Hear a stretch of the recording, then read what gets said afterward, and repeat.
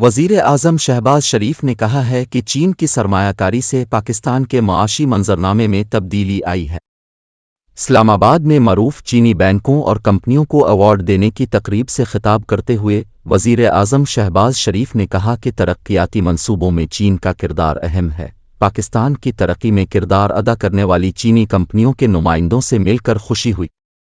شہباز شریف کا کہنا تھا کہ سی پیک پاکستان اور چین کے درمیان بہترین منصوبہ ہے۔ چینی کمپنیوں کے پاکستان میں کام کرنے سے روزگار کے نئے مواقع پیدا ہوئے۔